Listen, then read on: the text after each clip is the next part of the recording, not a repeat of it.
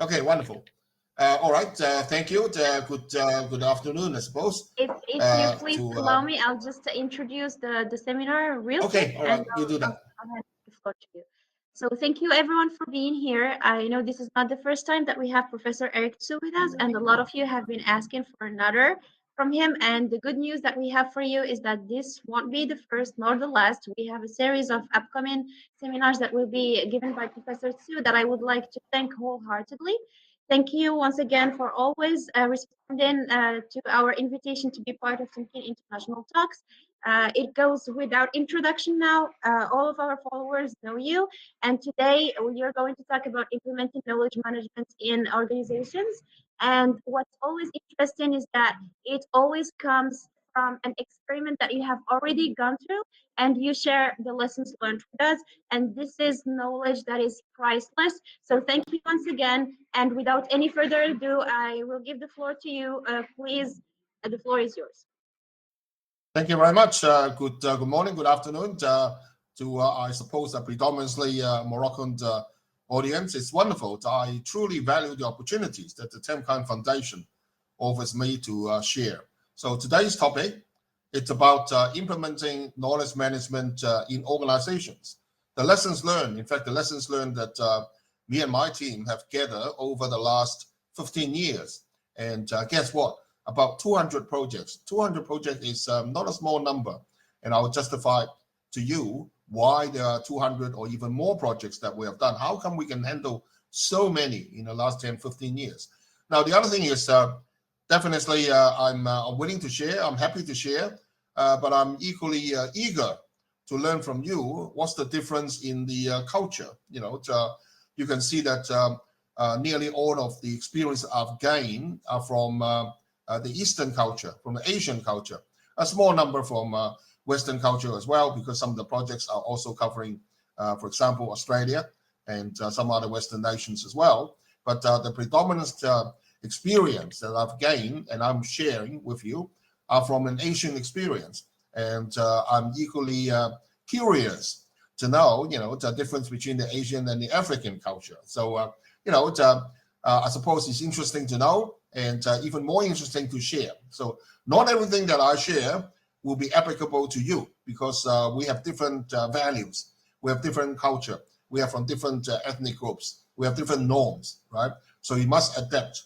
However, I think there are, of course, some commonalities that we can both learn and we can both, discuss for further improvements. Okay. And you don't have to worry about copying my slides. If anyone wants, I can provide a copy of what I presented to the Temkan Foundation after the seminar. So you will get exactly what I have presented. Okay. So just a bit about the background of the projects first, because 200 is a huge number. Well, let me tell you that in our university, the Hong Kong Polytechnic University, it is a mandatory requirement. It is compulsory for students, undergraduate students, to take on what we call a final year project. Final year, the fourth year, right? So that project is equivalent to a whole year, and that project is equivalent to 3 subjects. So I think whichever way you look at it, 3 subjects is substantial. So, it's about 80 to 85% of these 200 projects are based on students that we supervise, and we place them in organizations who are doing KM, who are embarking on KM. So, under academic staff supervision, the students can do a lot of good work, especially for good students, right?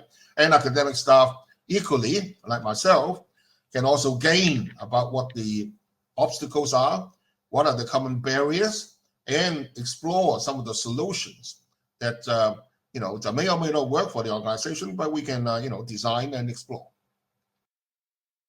So the final year project makes up the majority of these 200 projects, and they are supplemented by, as you can see here, research projects and also some consultancy projects. So typically for final year projects, they last for about 9 months, including potentially a 3 months summer break. So again, those students who choose to spend 3 months full time can really do a lot of work there. Okay, so all right, so that's a bit of background about where the source of data came from. Now, obviously, I don't have the time to list to you all the 200 projects. You know, if it's a longer duration seminar, I can, but not for tonight. Okay, but anyway, here I give you a representative set of projects taken out from the 200. So you can see, I assume that you know a little bit about knowledge management. On the first column, that's the type of companies who, you know, enable our students to work and attach to them. The second column represents the type of KM project. So it's a mixed bag, you know, and third column contains more elaboration about the precise topics and the areas that are being covered. So again, you know, to focus on the middle column, you can see that technologies, it's a big part of many organizations when they start with KM. Why? Because, you know, there's in the last part, there's 4 groups of companies already on technologies. And then further up, you can also see sharing platform. That's also collaboration too, and that also involves technology as well. So, but apart from that, there are also a good representation of people-based, process-based KM initiatives, and very interestingly, the first one, you know, capturing tacit knowledge and helping to promote idea generation. It's always difficult to me, you know, to define tacit knowledge and also to entice and capture tacit knowledge. So, you know, it's a wonderful and very interesting project there, although not too many organizations elect to go down that way because it's a very difficult problem to solve. Okay, so I'm going to, you know, share about what we encounter and what we have learned on these projects in a number of categories. Firstly, you know, on projects that are involving people or process-based initiatives. So predominantly, they involve change in procedures. They involve in a design of tasks. They involve in a change in people's behavior, right? So that's the first category. The second category of projects that I'm going to group together are, you know, those that are starting at the beginning versus those that are already mature. Then, of course, you know, and I think in this case, in the second bullet point there, Africa and Asia are the same. You know, there are a lot more organizations who are interested or curious about KM, but don't know much, and they would like to test the water. And there's a very, very small number of organizations who are already well on the way in using KM, applying KM, and with good results. But these companies, the latter group, is far and few in between. And that's exactly the case in Asia as well. Okay, coming back to the first category, as I said, I want to single out those organizations who are applying people-based and process-based initiatives and those that apply technologies. So on this page, you can see that, you know, although, of course, this is not complete, but it's a good representative set of KM initiatives that are people and or process-based. Cultural and readiness assessment, you know, understanding whether it's the right time to introduce KM or not, right? Formulation of a KM strategy, that's almost invariably the first step that organizations have to do, you know. You have to help them if you are a consultant because most don't know what to do. And knowledge audit, like in a supermarket stock taking, you know, but stock taking knowledge. What is the key knowledge that our organization possess? Because you would like to protect it, because you would like to share it, because you would like to, you know, lock it up and grow with it. On the other hand, you should also identify what are the core knowledge, the critical knowledge that the organization need to build, need to learn, need to acquire, right? So you can identify that And then from there, you have to work out, how do you get from A to B? How do you get from the current knowledge level to the desired knowledge level, right? So that's the purpose of knowledge audit. Change management, I don't think I need further elaboration. Anyone who are working in industry would know, it's a pivotal point that affects success or failure, right? People's expectation needs to be managed. You have to raise people's awareness. You have to convince people that change is coming and it's good for them, right? You have to demonstrate it. You have to convince the leaders to lead by example, right? You have to monitor the change and continue to seek improvement. So, in a nutshell, change management is very much about that. It's a very, very tough task as well, but it is pivotal to the success. Then further down, you have KM assessments because typically directors and leaders are always asking about, to show me evidence of success. Are we earning more? Are we doing things faster? Are we saving costs? Or are we building relationship better? Got to be one of these, or more, right? Otherwise, how would you justify that KM is doing good for your organization?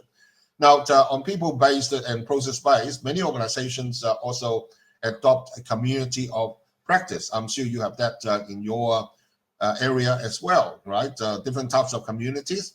Without going into the detail, it's about a group of people physically together or scattered, and physically or virtually, they come together regularly to help, to share, to learn, right? So they have shared identity and they have some bonding among them. They know that they purposely belong to a community and they should work together. They should have a team spirit and they should share and help each other. Okay, now that was people process-based. Now I switch to the technology-based, technology-oriented tools and systems, right? And I'm not going to go through all of this, but you can see that, wow, it's a lot of IT. There's a lot of IT in all these systems, right?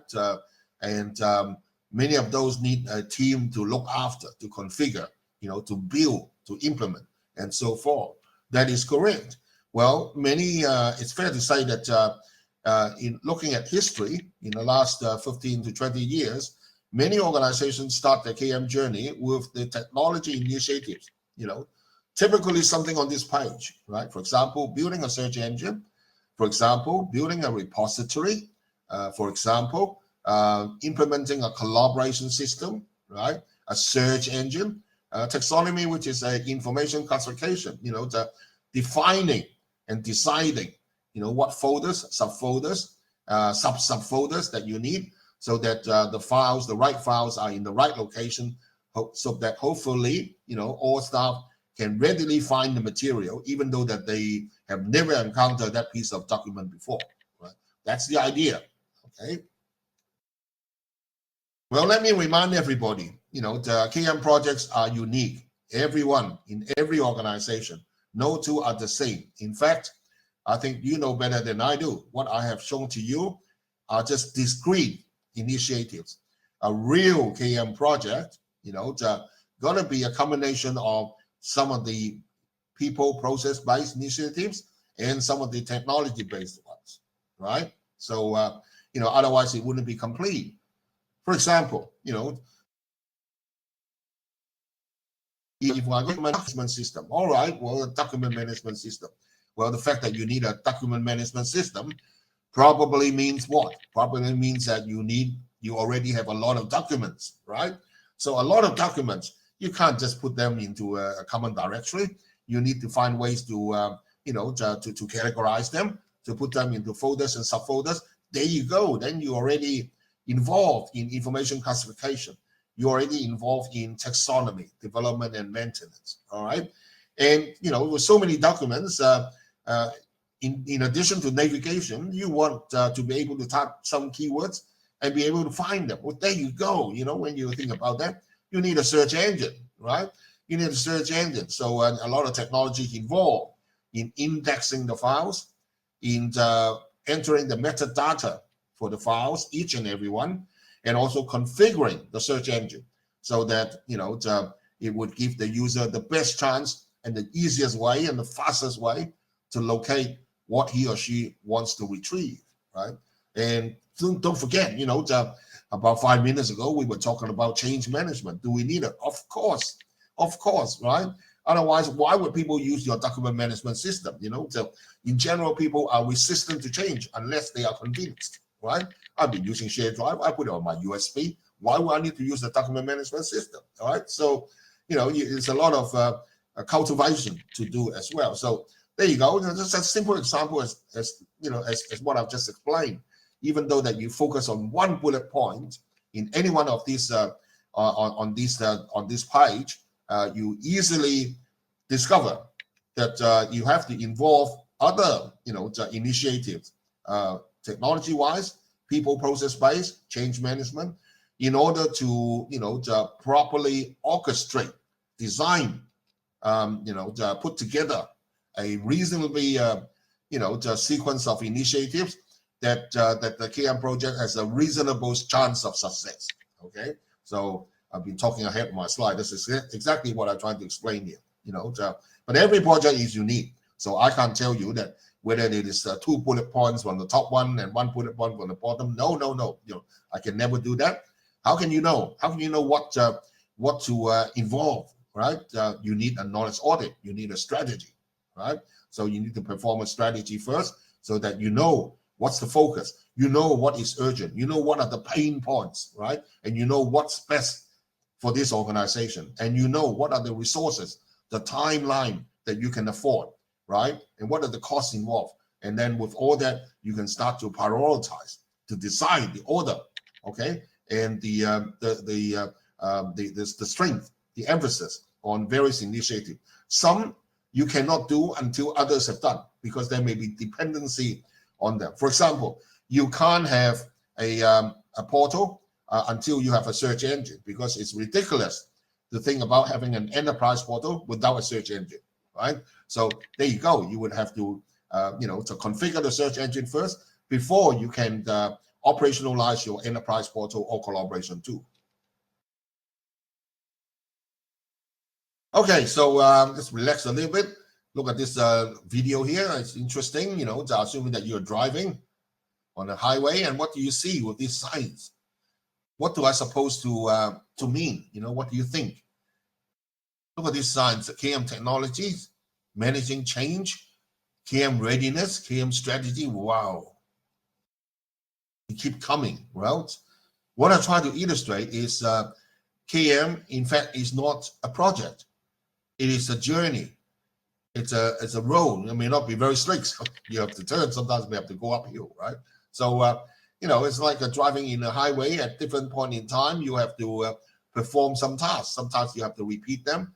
Sometimes it's new, right? So another way to conceptualize this is to use this multi-level pyramid diagram. You can see that the girl is putting building blocks, to stack them up, right? So this is just a metaphor to try to draw an analogy. So KM is a journey. That means you should not stop. You should continue. You should continue to implement. You should continue to operate. You should continue to obtain feedback, and you should continue to deploy improvement. Okay, so so this is again just arbitrary, just for discussion's sake. You can see that at the lowest level, we have culture building. Make sure that the culture is right first before we can do anything, because people's attitude, people's culture is most important.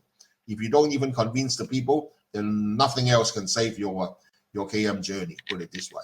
And then at the lower level, you can see that knowledge audit, knowledge management systems, repository, mentoring, after action review. Again, these are not cast in stone. They are just arbitrary, okay? So the idea is, once you cement the lowest level, you can start to work on the next level, exactly what to put in. Again, it depends on your organization. It depends on the knowledge audit.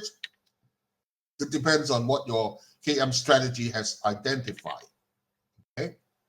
So interestingly, if you look at the top, what do we have? We have KM strategy. right? So that reminds us that on many occasions, you may not start completely from the bottom, right? I would say that you may start with the strategy at the top, define it first, and then start to think about what are the basic elements, basic building blocks that you will need to put together at the bottom, right? So it's a bit of a complication here, where it's not just as straightforward as bottom up or top down. You have to do a bit at the top and also at the bottom.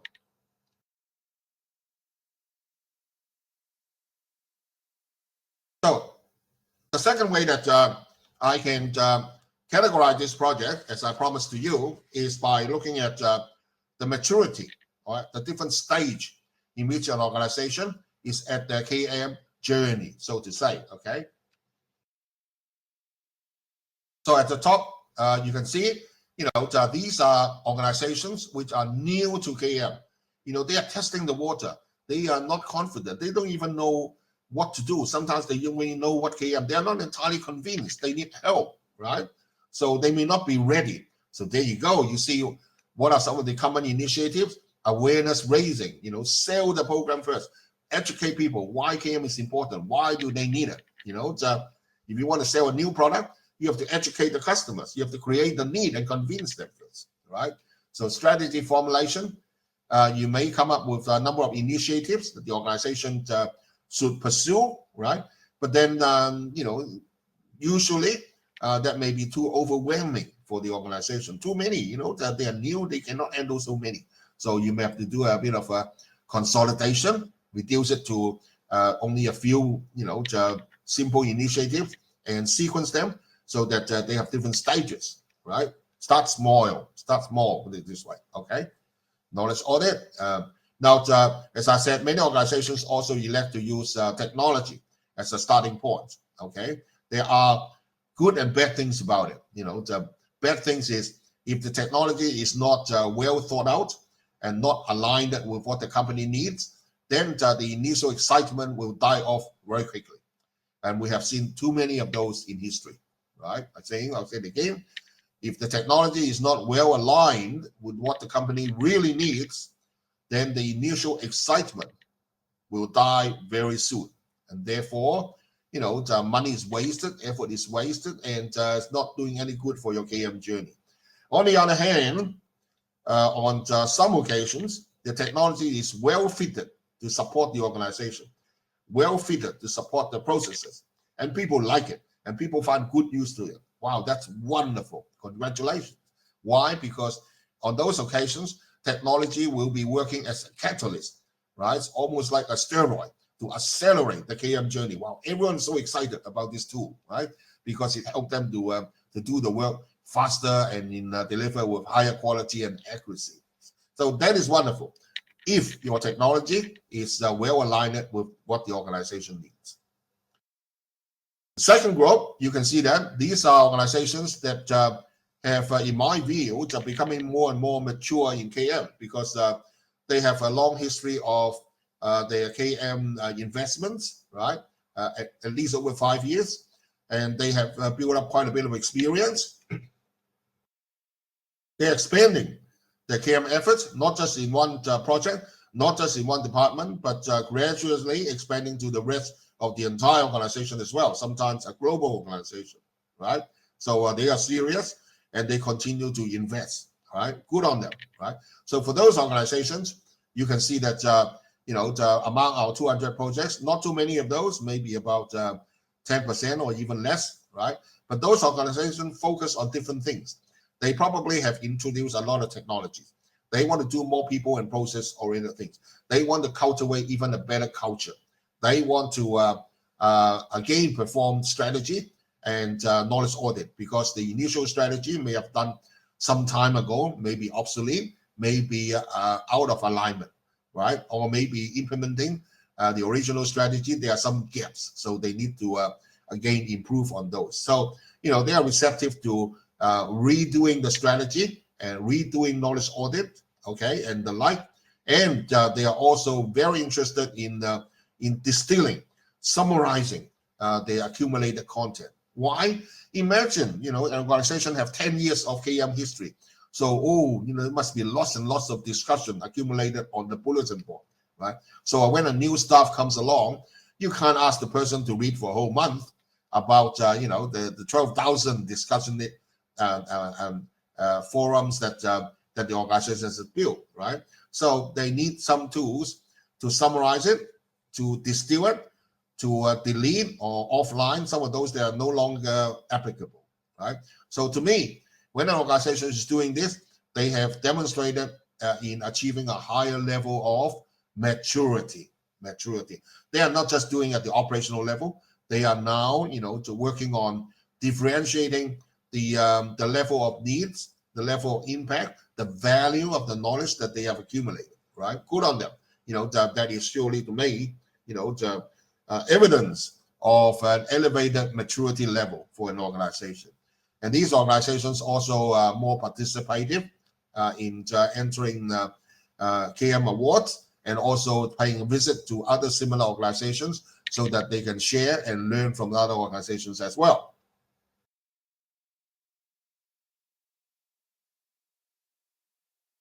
Well, let's look at some of the challenges.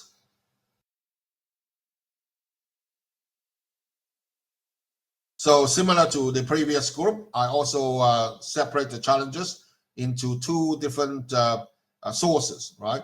The first source is when an organization is starting to think about implementing KM, unfortunately, even starting to think, preparing to introduce KM, there are already challenges, okay? And the second group of challenges is when they actually implement it. So there you go, it really doesn't sound easy, does it? Thinking about, planning about introducing KM, there are already challenges, confronting you. And then, of course, when you implement KM, there are even more challenges involved.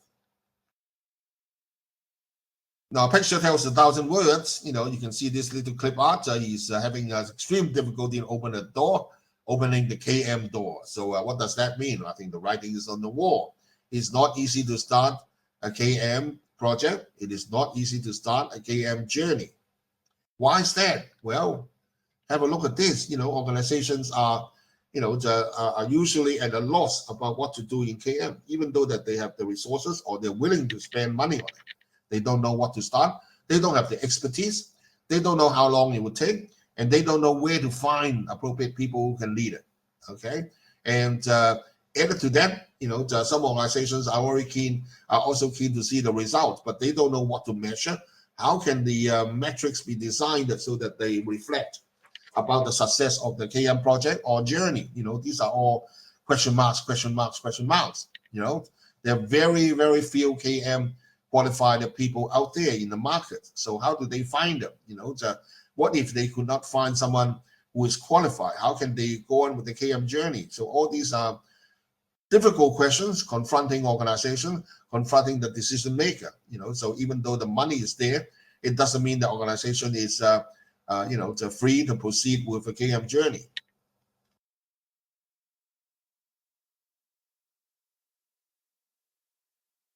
Now, I've been sounding very negative, okay, but let me balance the discussion. I also I identified there are many occasions where there are good opportunities, to introduce KM. Good opportunities, would you believe it? Also, easy entry point, right? Or at least easier, if not easy, right? And I call them natural entry point, right? What that means is, sometimes you may not have to sell, you may not have to promote, you may not have to, be pressing so hard in order to convince people about KM, because subconsciously they already know that they need KM. They are willing to consider a solution from you. So what are those situations? Well, I have them on this page and more.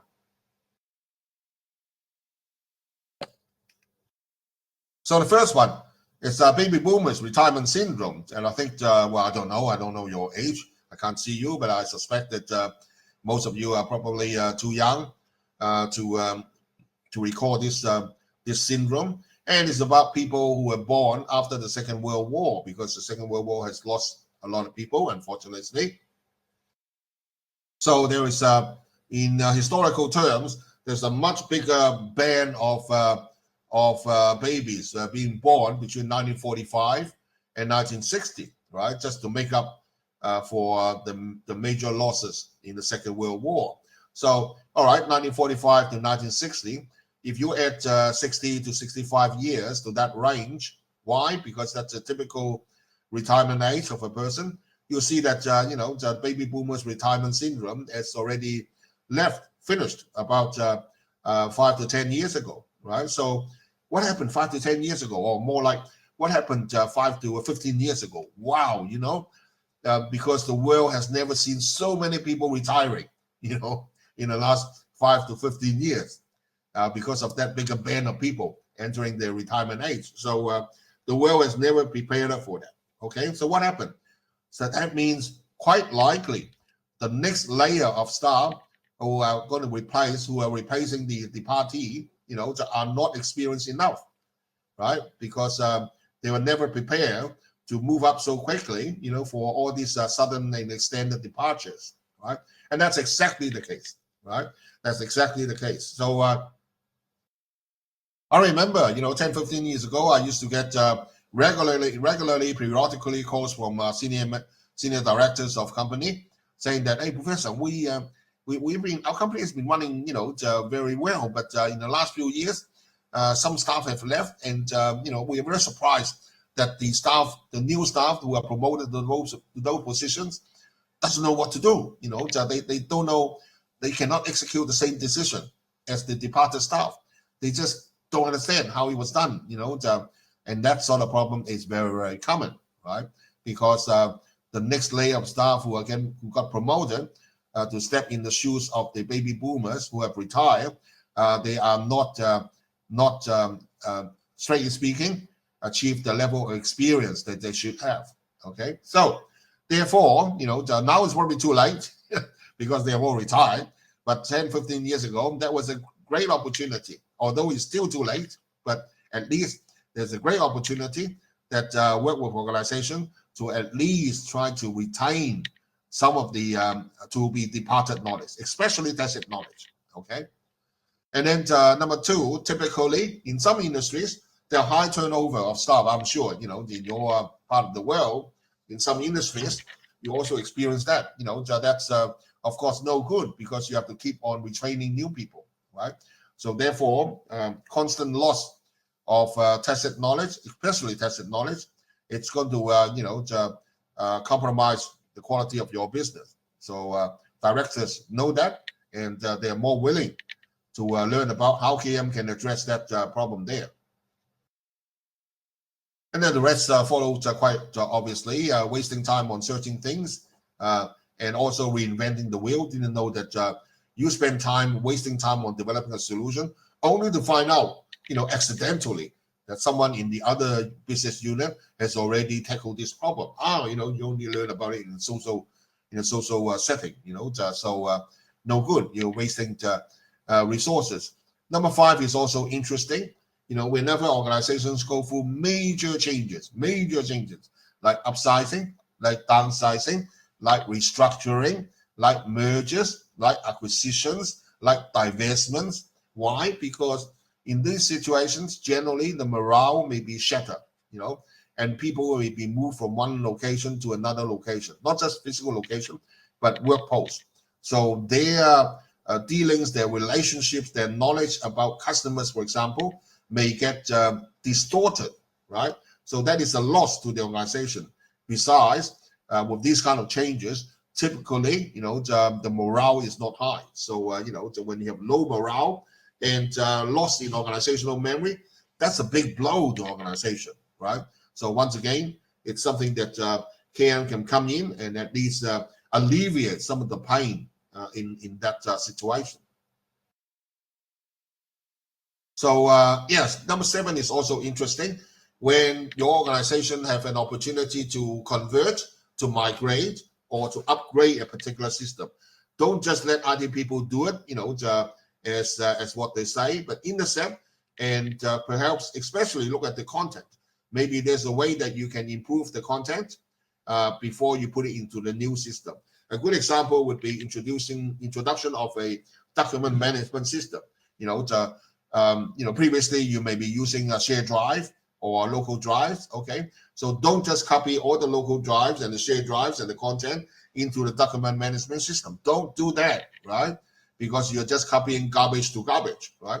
So use this opportunity to redefine the information classification structure so that hopefully everyone has the same consensus about where to put things, where to find things, and how to retrieve things. So make use of these opportunities. So once again, that's a good entry point for KM.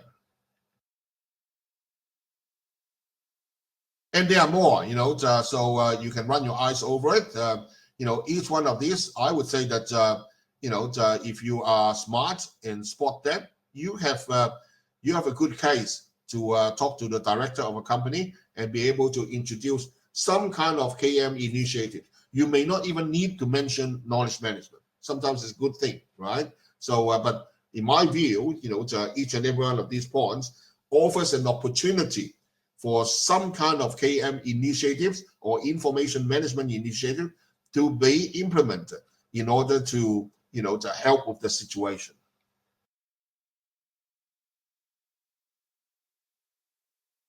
So what about challenges in implementing KM? Well, we have also learned a lot there. Unfortunately, these are some of the challenges that we have encountered. The world is always having a divide, the business world, between IT and business. People in these two groups, they may not be speaking effectively or communicating effectively. IT people tend to use their own jargon, so that's not being very helpful. So somehow we need to make sure that business people can understand more about IT contribution, and IT people, be more proactive to understand what business needs and be able to demonstrate how new technologies, especially today and in the future, how new technologies can enhance the business in many aspects, right? Because we should not leave it until the business people to let IT people know. IT people should be more proactive in understanding technology, demonstrating the technology in a way that the business people understand. Leadership is a key part of KM.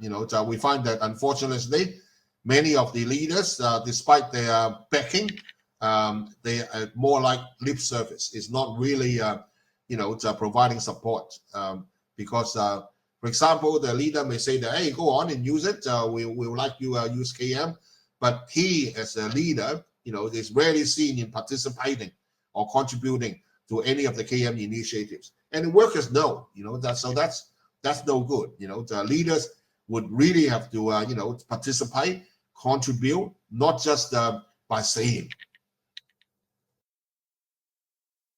Number 3, I've talked about that. Number 4 is also interesting. We find that many organizations, they are very devoted in designing the KM system, especially the KM system, the repository, and all the features. But in our view, they are under exploring the content. You see what I mean? They spend a lot of effort in defining the system, the features, the functions, right? But they don't spend enough effort in understanding what needs to go into the system. Okay, what's the implication? Well, in that case, your content are of low quality. Your content may be, lack of integrity. Your content could be duplication. Your content could be contradiction. Your content could be obsolete. No matter how good your KM system is, if the content is not attractive, people will lose interest in it very, very quickly. So unfortunately, this is one of the things that many organizations have ignored. They have ignored about the content aspect, the quality of the content, the appropriateness of the content, refreshing of the content, and one more word, retirement. Yes, retirement of the content, right? And I use that word. Typically we use the word retirement to a worker. Like me. When you pass a certain age, you retire. But retirement of knowledge, it's also a very valid term. Why? Think about it. If your knowledge keep on building up, all right, that's good. But to a certain point, you have too much knowledge, and people may not be able to find it, especially for some knowledge that are overlapping, some knowledge that are contradictory, some knowledge that are, lack of version control, some knowledge that are obsolete, right? So you don't want that. So you would like to make sure that what you have in the repository is the latest, is the accurate, is the best possible version. So anything else, you want to take it off. You don't want to take it off because it will just compromise the search results and the quality of your content. So that's why you need to worry about or pay attention to knowledge retirement.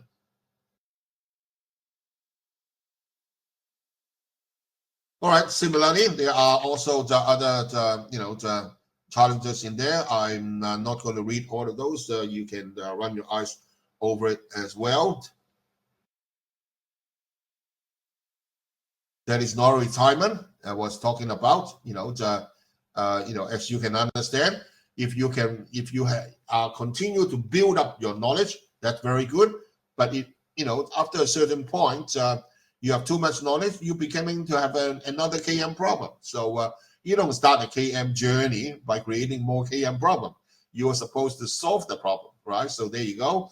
You would appreciate, if you understand what I just said, you would appreciate why I insist knowledge retirement is an important process. But unfortunately, our view is many organizations ignore this step. They continue to publish, to submit, to add, but didn't think about at some stage you need to consolidate, you need to take it offline, you need to delete some of the obsolete knowledge.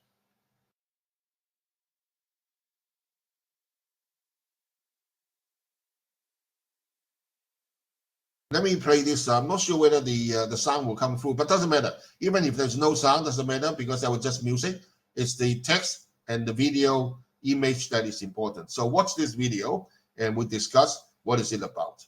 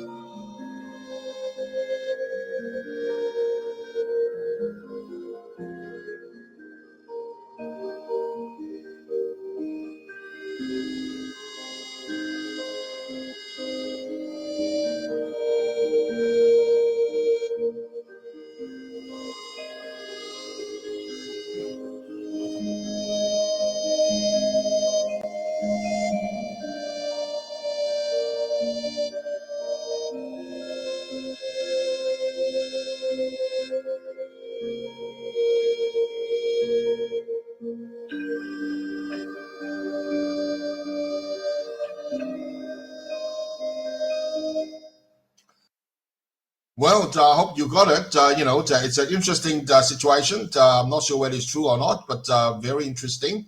So what do you think about, what is the key message in that video? It's about what? It's about tacit knowledge, not something that's written down, not something that is already documented, right? Because if it is documented, it is written down, the young engineers can read it. If it is already externalized, like in the Saki model, the training can cover it. But no, of course not, right? So they have to bring back this retired engineer. And how come he knows how to solve it? Well, that's because he is very experienced, all right? He has seen many, many cases. He has solved many, many problems. And all those experience are stored as tacit knowledge in his head. They have not been written down, okay? So he is applying his tacit knowledge. As he said, knowing where to tap is $9,998. And tapping it is just $2, all right? So that is tacit knowledge, right? Tacit knowledge is a tough nut to crack, As I said, the research is still working on it, but at the moment, there's no universal standard. And there's no guidelines on how to capture tacit knowledge. It takes an awful amount of time in order to externalize tacit knowledge. And once externalized, it's not tacit anymore. So for the last 2 decades, I think KM has changed to providing an environment for the sharing of tacit knowledge, rather than how to externalize tacit knowledge. So in other words, don't worry too much about how to represent tacit knowledge, but think about how do you design an environment, an atmosphere, so that people are willing to talk, people are willing to share, people are willing to converse, and through conversation, a lot of tacit knowledge is being exchanged. Okay, so the Japanese call this the bar, the BA. Okay, so for large part of the last 20 to 25 years, I think many of the KM design have shifted to having an environment that enable cozy, willing, natural, and trustworthy environment for sharing tacit knowledge. Now, I'm going to spend maybe the last 5-10 minutes on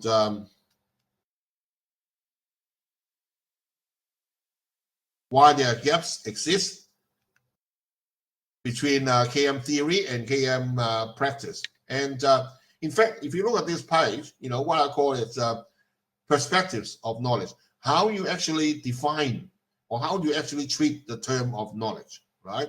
Philosophers have many different views about how we can treat knowledge and how to define knowledge. And at university, I would say that we generally focus on educating our students about knowledge as being tacit and explicit. So there you go. I use this term several times in the seminar already, right? And sometimes we may also refer knowledge as decorated knowledge and procedural knowledge, like process knowledge.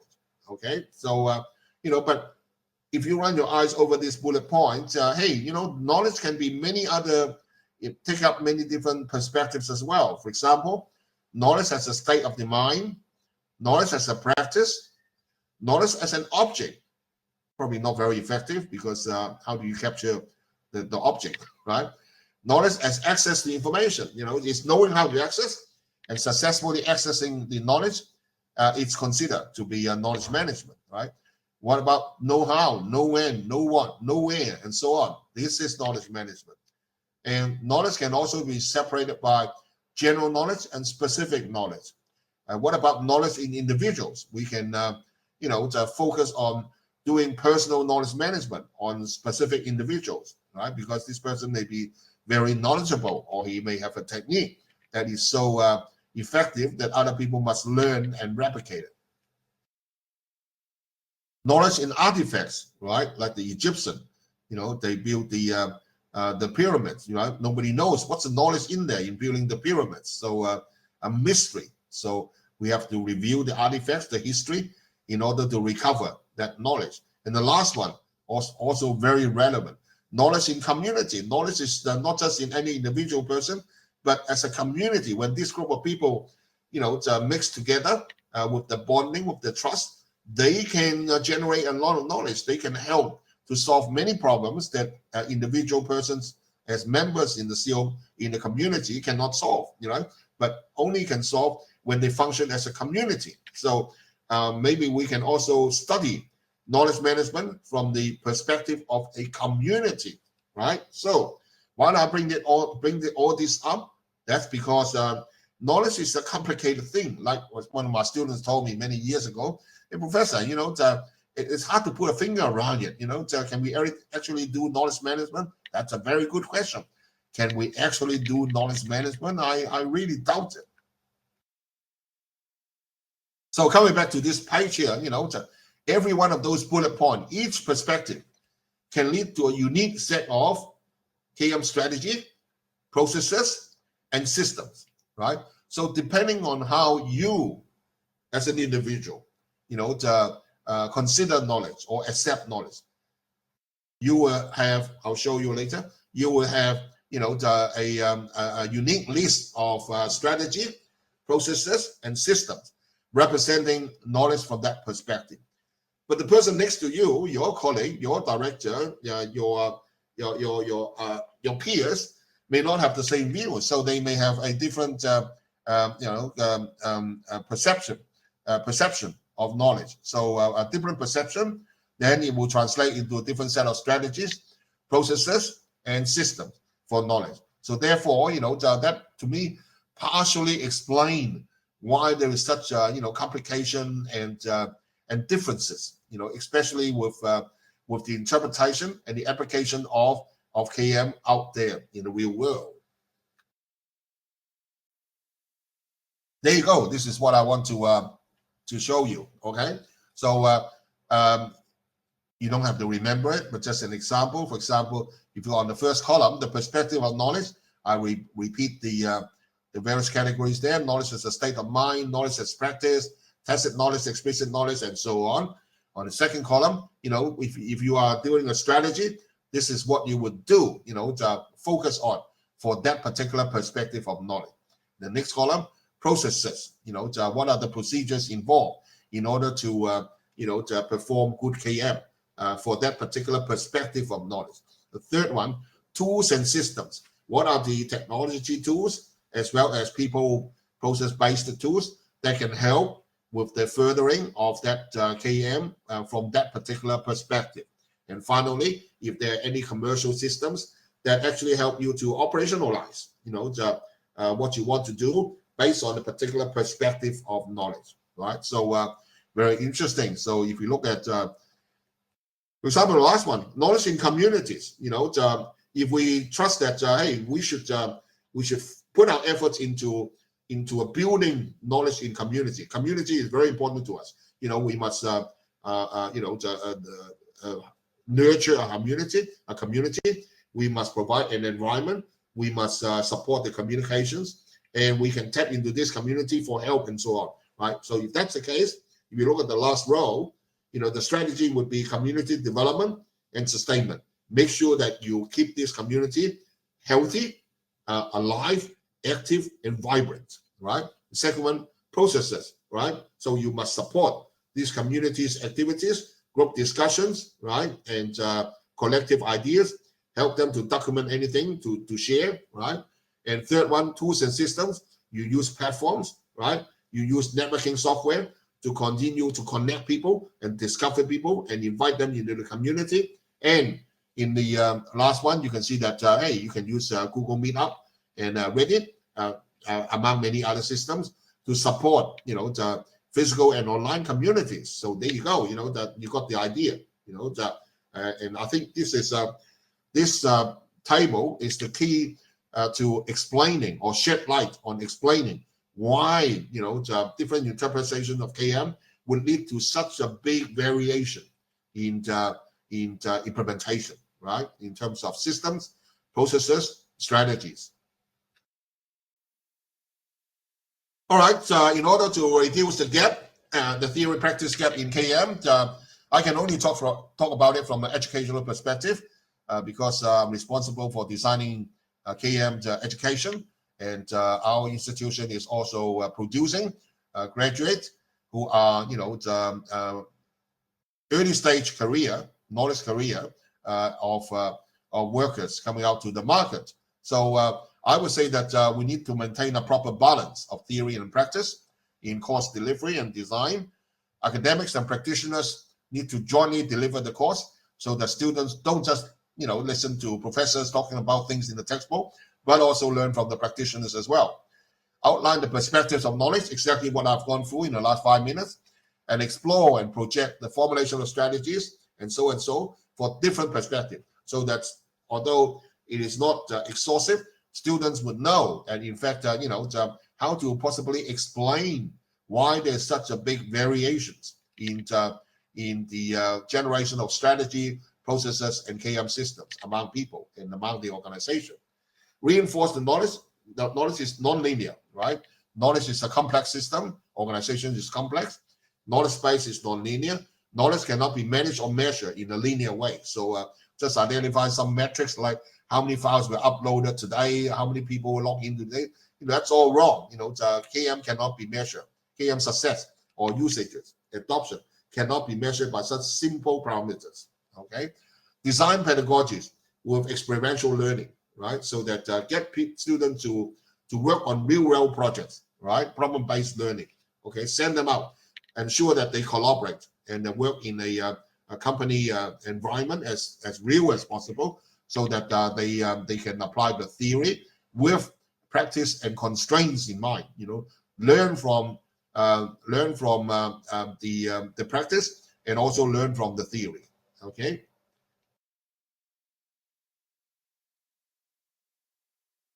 Okay, so I think I need to run out of time. I've got a few minutes left, so I would like to pass the floor back to the organizer, and perhaps we can take some questions. How about that, right?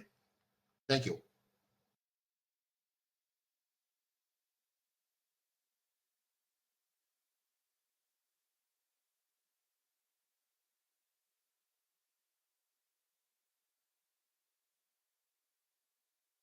Someone facilitating this?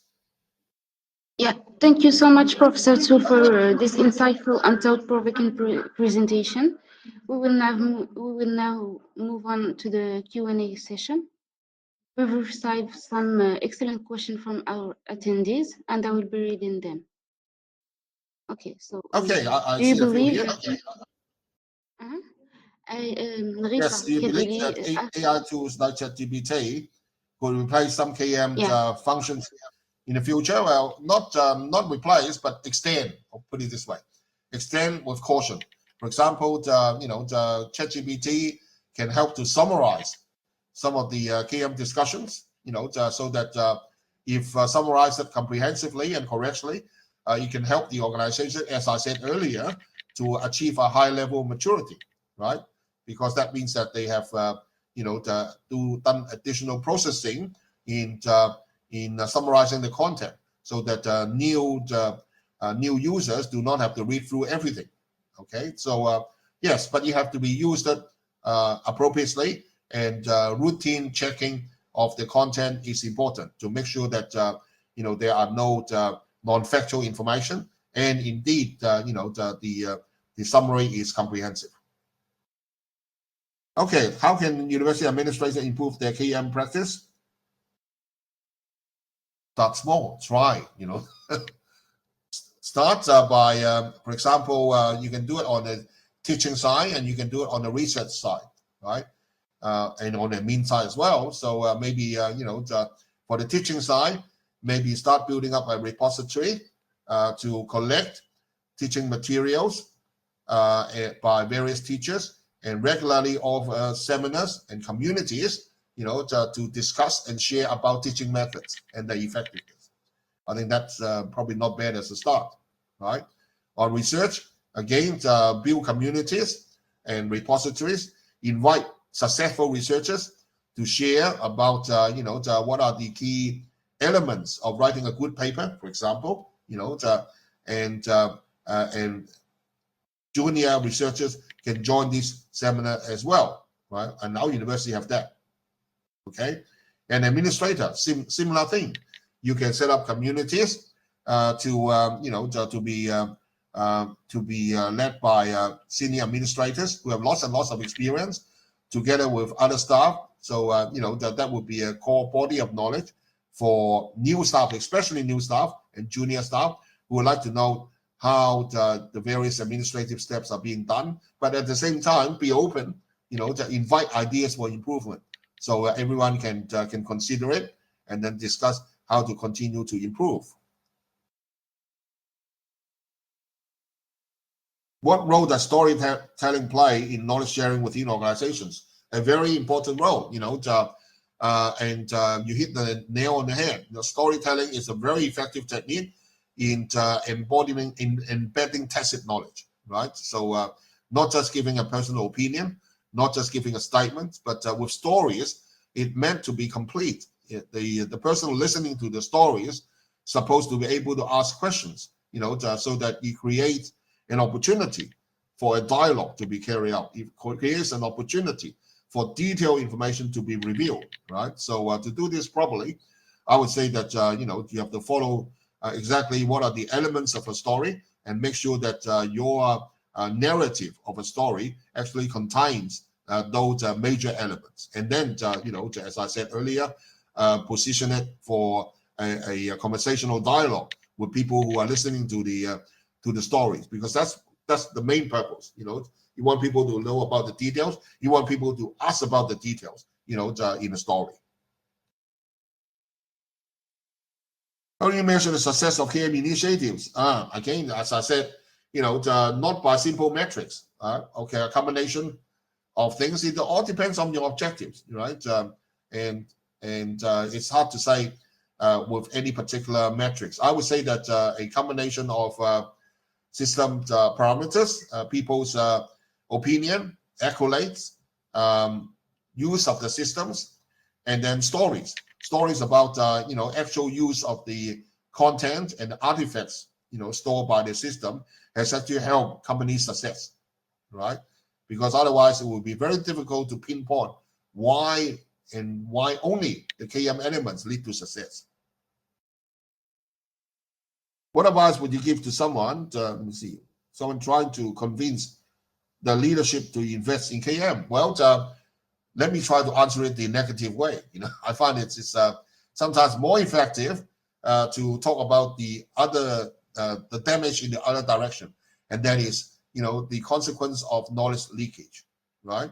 So knowledge leakage, the risk of knowledge leakage, especially with leaking high risk knowledge where you don't have any fallback measures, right? If this person left or retired, you will be in a lot of trouble because the remaining people doesn't have a clue on how to execute it, how to make that decision. So that would probably get senior administrators' attention. So it's definitely out of their comfort zone, right? Normal operation, you can still justify, but it's harder, right? But talking about knowledge leakage, especially leakage of critical knowledge, where the company will be caught off guard and in a short time cannot fulfill it. In a short time, that also means that even if you're willing to pay the money and bring in a replacement, everybody knows hiring a person as a replacement doesn't mean that the person can immediately replace the lost skill. It may never. At best, it still take a few weeks, sometimes a few months before the new person can take over, right? So, I would pitch to discuss about the consequence of leaking, to some core knowledge.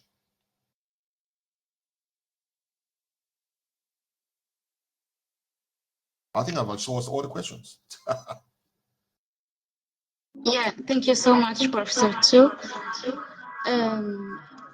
Let's bring us to the end of our Q&A session.